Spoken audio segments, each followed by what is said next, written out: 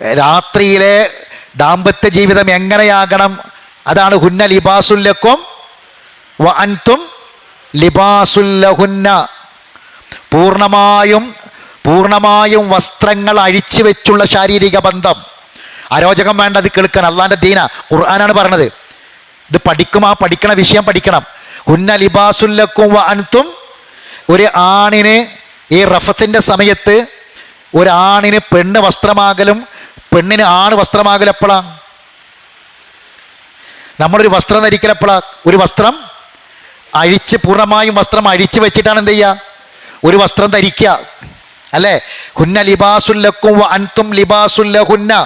ആണ് മുഴുവനായിട്ട് അഴിക്കുക, പെണ്ണ് അഴിക്കണ്ടെന്നല്ല പറഞ്ഞത്. ആണോ? അങ്ങനെയാണോ പറഞ്ഞത്? രണ്ടു കൂട്ടരും എന്ത് പറഞ്ഞാൽ നിങ്ങൾ അവർക്ക് വസ്ത്രം എന്ന് പറഞ്ഞാൽ തന്നെ വിഷയം തീർന്നു. പക്ഷെ അത് അവിടെ അവസാനിപ്പിക്കാതെ അള്ളാഹ് എന്ത് പറഞ്ഞു? നിങ്ങൾ അവർക്ക് വസ്ത്രങ്ങളാണ്, അവർ നിങ്ങൾക്കും വസ്ത്രങ്ങൾ. രണ്ടും പറയുമ്പോൾ അതിൻ്റെ അർത്ഥം എന്താണ്? നമുക്ക് മനസ്സിലാക്കാവുന്നതേ ഉള്ളൂ. എന്ന് പറഞ്ഞാൽ പൂർണ്ണമായും മനസ്സറിഞ്ഞ് ശരീരമറിഞ്ഞുള്ള ശാരീരിക ബന്ധം നടക്കണം എന്നർത്ഥം. ഏത് മനുഷ്യൻ്റെയും ദാമ്പത്യ ജീവിതത്തിൻ്റെ വിജയം എന്താണെന്ന് പറയുന്നത്? അറയിൽ സംതൃപ്തി ഉണ്ടെങ്കിൽ, അറ സജീവമാണെങ്കിൽ, അവൻ്റെ ബെഡ്റൂം സജീവമാണെങ്കിൽ, ഇതിലപ്പുറമൊന്നും എനിക്ക് വ്യക്തമാക്കി പറയാൻ കഴിയൂല, ബാക്കി നിങ്ങൾ മനസ്സിലാക്കിയാൽ മതി. അറ സജീവമാണെങ്കിൽ, ബെഡ്റൂം സജീവമാണെങ്കിൽ ആ ദാമ്പത്യ ജീവിതം എന്നും തിളങ്ങി നിൽക്കും, എന്നും ബെറ്ററായിരിക്കും. അവർ തമ്മിൽ നല്ല ഐക്യമുണ്ടാകും, നല്ല യോജിപ്പുണ്ടാകും. ആ സമയത്ത് അറപ്പുകളോ വെറുപ്പുകളോ ഉണ്ടാവരുത്, അറപ്പും വെറുപ്പും കടന്നു വരരുത്. രണ്ട് ശരീരങ്ങൾ തമ്മിൽ യോജിക്കുന്ന സമയത്ത് രണ്ടും ഒന്നായി മാറണം. അങ്ങനെയുള്ള ശാരീരിക ബന്ധമാണ് നടക്കേണ്ടത് എന്ന് നമുക്ക് രണ്ടു കൂട്ടർക്കും, ആണിനും പെണ്ണിനും ശരീരം തന്ന അള്ളാഹ് പറയാണ്. ആണിൻ്റെ ശരീരത്തിൻ്റെ പ്രകൃതി ഒന്നാണ്, പെണ്ണിൻ്റെ ശരീരത്തിൻ്റെ പ്രകൃതി രണ്ടാണ്. ഈ രണ്ട് ശരീര പ്രകൃതി നൽകിയത് എന്തിനാണെന്നറിയോ? ആ പ്രകൃതി നൽകിയത് അത് രണ്ടും ഒന്നാകാൻ തടസ്സമാകരുത് എന്ന് കരുതിയ. മനസ്സിലാണ്ട പറഞ്ഞത്? ഇതിലപ്പുറം ഒന്നും പറയാൻ പറ്റില്ല. ഇതുണ്ടാകണം. അതില്ല എങ്കിൽ എവിടുന്നാണ് പരാജയം തുടങ്ങാറ്? നിങ്ങൾ ഇവിടുന്നാ തുടങ്ങുക. അതുകൊണ്ടാണ് അള്ളാഹ് ഈ തൗബയും അഫ്വൊക്കെ ബന്ധപ്പെട്ട് പറഞ്ഞത്. ഈ വിഷയം തുടങ്ങുന്ന ഒന്നാമത്തെ ഘട്ടം അവിടെയാണ്. അവിടുന്ന് അത് തുടങ്ങുക, സ്റ്റാർട്ട് ചെയ്യുക. ഈ സത്യങ്ങൾ അള്ളാഹുവിനോളം സത്യമായി പറയുന്നവൻ മറ്റാരുമില്ല. വമൻ അസ്ദഖു മിനല്ലാഹി ഖീല. അള്ളാഹുവിനോളം കാര്യങ്ങൾ സത്യസന്ധമായി നമുക്ക് പറഞ്ഞു തരാൻ മറ്റാരുണ്ട്? ആ ആയത്താണ് ഞാൻ ഈ വായിക്കുന്നത്. അള്ളാഹിൻ്റെ കലാമാണ്, അള്ളാഹിൻ്റെ സംസാരമാണ് ഈ വായിക്കുന്നത്.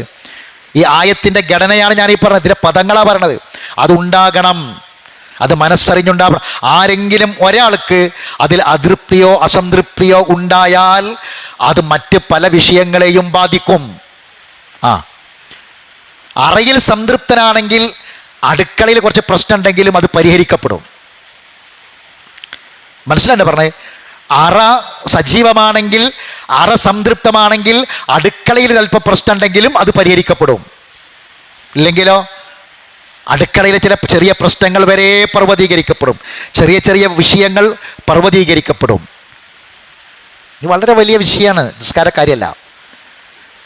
അപ്പോൾ കല്യാണം കഴിഞ്ഞു, കുട്ടികൾ 4-5 ഉണ്ടായി എന്നതൊന്നും എന്തല്ല, ദാമ്പത്യ ജീവിതത്തിന് സംതൃപ്തിയുടെ മാനദണ്ഡമല്ല. കല്യാണം കഴിഞ്ഞു 5-8 കൊല്ലമായി, മക്കളൊന്നും ഇല്ല എന്നുള്ളതും ദാമ്പത്യ ജീവിതത്തിൻ്റെ ഒരിക്കലും അതിൻ്റെ സംതൃപ്തിയുടെ കുറവല്ല. മനസ്സിലായിട്ട് പറഞ്ഞേ? ദാമ്പത്യ ജീവിതത്തിൽ വല്ലാതെ സംതൃപ്തി ഉള്ളതുകൊണ്ടാണ് കുട്ടികളുണ്ടായി എന്ന് ആരും വിചാരിക്കണ്ട. കുട്ടികളുണ്ടാകാൻ വലിയ പണിയൊന്നുമില്ല. മനസ്സിലായില്ലേ? ശാരീരിക ബന്ധം നടക്കാത്തതിന് അപ്പോൾ കുട്ടികളുണ്ടാകണ കാലം. അതിനൊക്കെ പല ടെക്നോളജി ഉണ്ടല്ലോ ഇവിടെ, ഇല്ലേ? പിന്നെന്താ? അപ്പം അതൊന്നുമല്ല അതിൻ്റെ മാനദണ്ഡം. ഇനിയിപ്പോൾ ശാരീരിക ബന്ധത്തിൽ സംതൃപ്തി ഇല്ലാത്തതുകൊണ്ടാണ് എന്ത് കുട്ടികൾ ഉണ്ടാകാത്തതെന്ന് വിചാരിക്കണ്ട. ഞാൻ ഈ വിഷയം പറഞ്ഞത്, നിങ്ങളിപ്പോൾ ഈ സയൻസിൽ കൂടുതൽ വയസ്സന്മാരാ. നമ്മളോട് ഇനിയിപ്പോൾ ഇതെന്തിനാ പറഞ്ഞത് ആണുങ്ങളും പെണ്ണുങ്ങളും വിചാരിക്കണ്ട. പെണ്ണുങ്ങളും ഇപ്പോൾ വയസ്സായ ആൾക്കാർ അവിടെ ഇരിക്കുന്നത്, ചെറുപ്പക്കാർ കുറവാണ്. പക്ഷേ ഈ ആയത്ത് പറയുമ്പോൾ എനിക്കിത് പറയാക്കാൻ വയ്യല്ലോ. നമ്മളിപ്പോൾ എല്ലാ ദിവസവും ഇതല്ലല്ലോ പറയല്. ആയത്ത് പറയുമ്പോൾ എനിക്ക് എന്ത് ചെയ്യാൻ വയ്യ? സദസ്സിലുള്ളത് മുഴുവൻ വയസ്സന്മാരാന്ന് വിചാരിച്ചിട്ട് ഇപ്പോൾ ഇത് പറയാതിരിക്കാൻ വയ്യല്ലോ. ഇത് പറയണല്ലോ, പറയണ്ടേ? നിങ്ങളെ മനസ്സിലിപ്പോൾ അങ്ങനെ ഉണ്ടാകുക, എനിക്ക് ഇനിയിപ്പോൾ ഒന്നിനും വയ്യ, ഇത്രയും വയസ്സായി, ഇതിൻ്റെ കാലമൊക്കെ കഴിഞ്ഞ് ഇപ്പോൾ ഇത് ഉസ്താദ് ഇങ്ങനെ പറഞ്ഞിട്ട് ഖുർആൻ ക്ലാസ്സിൽ വന്ന് ഇരുന്നിട്ട് ഈ മയത്തന്മാർ വർത്താനൊക്കെ പറഞ്ഞിട്ട് നമ്മളിനിപ്പോൾ എന്ത് ചെയ്യാനാന്നുള്ള ചിന്ത വേണ്ട. അതിനാ പറഞ്ഞത്. അപ്പം ഇത് പഠിച്ചു വെക്കേണ്ട വിഷയമാണ്, നമ്മളെല്ലാവരും അറിഞ്ഞു വെക്കേണ്ട ദീനാണ്, അള്ളാൻ്റെ കലാമാണിത്, ഇതെല്ലാവർക്കും ഉള്ളതാണ്. വരുന്ന തലമുറക്കെങ്കിലും ഇതെന്ത് ചെയ്യണം? ഇതിപ്പോൾ നമ്മളെ ക്ലാസ്സുകൾ പലതും റെക്കോർഡിംഗ് ആണ്, പലതും ക്ലിപ്പുകളൊക്കെ ആയിട്ട് നമ്മൾ ഒരുപാട് ആളുകൾ കേൾക്കുന്നതാണെന്നൊക്കെ ഉണ്ട്. അപ്പോൾ അവരിലേക്കൊക്കെ ഇത് എത്തട്ടെ, ഈ കാര്യങ്ങൾ അറിയണം. അപ്പം ദാമ്പത്യ ജീവിതത്തിലൊക്കെ ചെറിയ ചെറിയ ചെറിയ പ്രശ്നങ്ങൾ ഉണ്ടെങ്കിൽ ആ പ്രശ്നങ്ങൾ തീരാൻ ഏറ്റവും ഒന്നാമത്തെ പരിഹാരം അള്ള പറഞ്ഞു വെച്ചത് ഈ വിഷയ. ഇതൊന്നാണ് സജീവമായ മതി, ബാക്കിയൊക്കെ നടന്നോളൂ. അങ്ങനെയാണ്. ഇപ്പോൾ ഈ കുടുംബജീവിതത്തിൽ തന്നെ എന്തെങ്കിലുമൊക്കെ ഭാര്യ ഭർത്താവ് തമ്മിൽ എന്തെങ്കിലും ചെറിയ ചെറിയ പ്രശ്നങ്ങളൊക്കെ ഉണ്ടായി, ഒരു ആരോഗ്യം അങ്ങോട്ടും ഇങ്ങോട്ടൊക്കെ ഉണ്ടായി, ഭർത്താനൊക്കെ ഉണ്ടായി, പിന്നെ കാണാൻ പിറ്റേന്ന് രാവിലെ ഒരു ഉഷാറായിക്കാരം, ഭയങ്കര ഇന്നലെ അങ്ങനെ തെറ്റന്നില്ലാത്ത മാതിരിക്കാരം. പിറ്റേന്ന് രാവിലെ നീച്ചു വരുമ്പോൾ രണ്ടാളും ഭയങ്കര ലോകിയും ഭർത്താനും ഒന്നും ഉണ്ടാവില്ല. രാത്രി ചിലപ്പം വൈകുന്നേരം ചായ പിടിച്ച് കിടക്കാൻ പോണ സമയത്തൊക്കെ ഭയങ്കര വർത്താനം വരെ തെറ്റിപ്പോയതേക്കാരം, നേരം പോലത്തെ ഉഷാറായി ഉണ്ടാവും. ഇല്ലേ? എന്താ റഫീഖ? ഇല്ല, അങ്ങനെ തന്നെ അല്ലേ?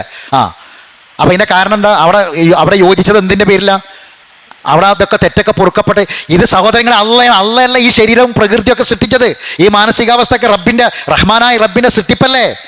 അവരുടെ മനസ്സുകൾക്കിടയിലുള്ള യോജിപ്പ് കൊടുക്കുകയാണ്, മനസ്സുകൾക്കിടയിൽ അല്ലാഹു തആല ഐക്യം കൊടുക്കുകയാണ്. കണ്ടോ? അപ്പം ഇത് വിട്ടു നിൽക്കുമ്പോൾ എന്താ ഉണ്ടാകുക? അകൽച്ച വരികയാണ്. അത് വലിയ തെറ്റാണ്.